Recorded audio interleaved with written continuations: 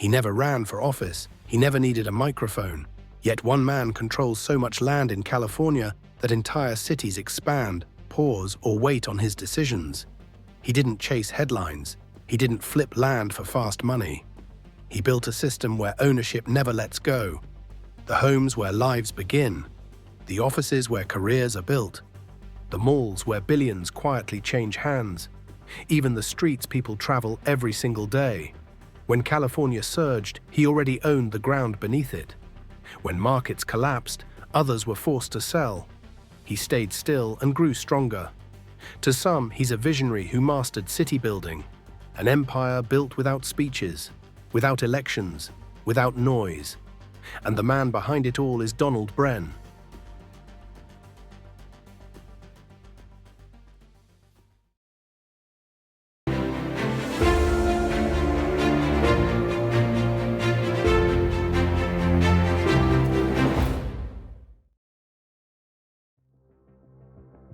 To understand how this empire was built, we have to go back to the very beginning. May 11th, 1932, Los Angeles, California. In the middle of the Great Depression, Donald Bren was born into a world sharply divided between struggle and privilege. While millions of Americans faced unemployment and uncertainty, Bren grew up surrounded by wealth, influence, and opportunity. His father, Milton Bren, was a Hollywood movie producer. His mother, Marion Newbert, moved in elite social circles. From an early age, Donald Bren saw how wealth operated behind the scenes. At the age of 16, his parents divorced. Soon after, his mother remarried one of the most famous actors in the world, Cary Grant. Fame entered his home. Cameras, attention, and celebrity became part of daily life. But Donald Bren was never drawn to the spotlight. In the early 1950s, Bren attended the University of Washington, where he studied architecture and business administration. Architecture taught him how buildings stand. Business taught him how value is created. Together, they gave him a rare understanding of real estate, not just as structures, but as systems. In 1953, at the age of 21, Donald Bren enlisted in the United States Marine Corps. For 4 years, military life shaped his mindset. Discipline, execution under pressure, and long-term planning became second nature. In 1958, at just 26 years old, Donald Bren launched his first business, Bren Company, building modest single-family homes in Southern California. The projects were small, but the ambition was not. A few years later, in the early 1960s, he founded the Mission Viejo Company. Bren acquired nearly 10,000 acres of land and began developing one of America's earliest master-planned communities. Homes, schools, parks, and shopping centers were designed as one integrated system.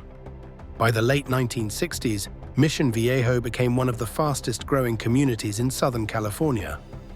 In the late 1960s and early 1970s, California's real estate market collapsed. Donald Bren didn't just lose money, he lost control. He learned. He realized that selling land created short-term wealth, but ownership created permanent power.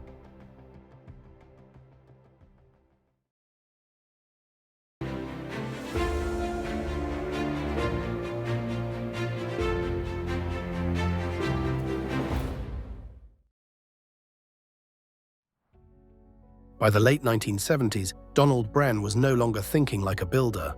He was thinking like an owner of territory. In 1977, Bren identified an opportunity unlike anything he had seen before. A company that didn't just own buildings, it owned land on a scale no developer could replicate. That company was the Irvine Company. At the time, the Irvine Company controlled more than 100,000 acres across Orange County. But despite its immense land holdings, the company was struggling internally. Family disputes, leadership uncertainty, and a lack of long-term strategic direction had weakened its future. Bren entered quietly. He acquired an initial 10% stake, not as a passive investor, but as a calculated move. He wasn't interested in dividends. He was interested in control. The Irvine Company was now 100% privately owned. This was not just an acquisition. This was territorial control. With ownership secured, Bren implemented the philosophy born from his earlier downfall. Unlike other developers, he refused to sell land. Apartments were built to be held, not flipped. Office towers were retained, not traded. Shopping centers were embedded directly into residential and commercial ecosystems. This was not real estate as transactions. This was real estate as infrastructure. The Irvine Company controlled hundreds of apartment communities across Southern California. It owned tens of millions of square feet of commercial office space leased to law firms, corporations, and emerging technology companies. Then came the landmarks: Fashion Island in Newport Beach, Irvine Spectrum Center. These were not ordinary shopping malls. They were destination centers designed to keep people living, working, and spending entirely within Bren-controlled land. Housing fed offices. Offices fed retail. Retail reinforced land value. The land was never sold. The control was never broken. By 1999, the foundation was complete. The land was secured. The strategy was proven. The system was built. Donald Bren had achieved something almost unheard of in modern American business: a fully private, vertically integrated real estate empire, designed not for quarters or cycles, but for generations.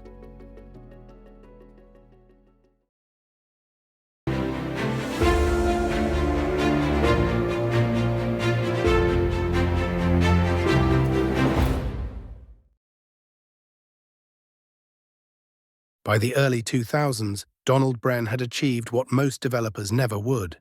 He controlled one of the largest privately held real estate portfolios in the United States. His strategy had worked. His land was secure. His empire was stable. And then he disappeared. While other billionaires stepped into the spotlight, Bren moved in the opposite direction. He stopped giving interviews. He avoided television and conferences. Even recent photographs of him became rare. During this period, his personal life remained almost completely private. Despite deep Hollywood connections, he avoided celebrity culture. There were no public displays of wealth, no luxury headlines, no personal branding. The focus was never on the man, only on the system he controlled. Instead of attention, Bren focused on institutions. Globally, firms like Brookfield Asset Management, Blackstone, and related companies dominate real estate headlines. They manage trillions. They build globally. They raise massive funds. But their model is fundamentally different. They raise capital. Donald Bren owns land. They answer to investors, boards, and quarterly performance. Bren answers to no one. There is no true competitor to the Irvine Company model because it cannot be replicated. No public company can tolerate that level of patience. No private equity firm can lock up capital for decades. And no developer can assemble land on that scale today. By the mid-2000s, the result was clear.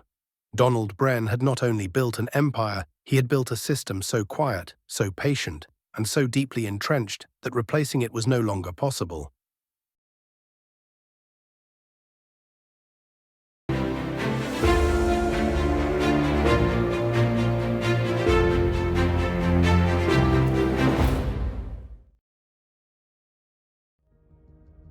By the mid-2000s, California's housing crisis could no longer be ignored.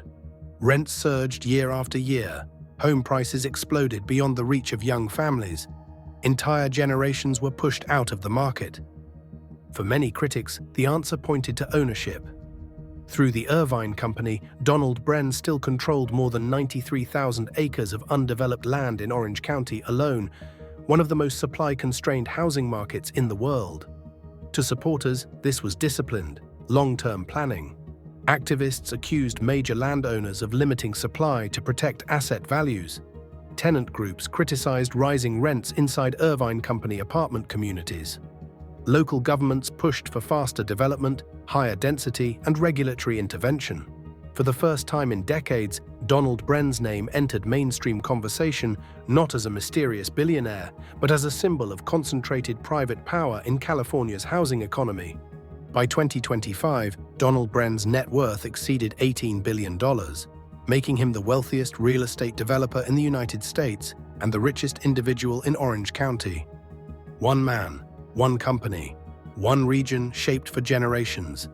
And that leaves one final question, not just about Donald Bren, but about California itself. Donald Bren never chased fame. He never ran for office. He never stood behind a microphone asking to be heard. Yet his decisions reshaped how millions of people live. From the homes they sleep in, to the offices they work in, to the streets they drive every day, much of it exists on land controlled by Donald Bren. To some, he is a visionary, a master planner who built stability in a chaotic world, a man who thought in decades while others chased quarters. To others, he represents something far more troubling, the quiet concentration of power, where one private empire can influence housing, pricing, and opportunity itself. Donald Bren never needed attention, because real power doesn't announce itself. It waits, it owns, it endures.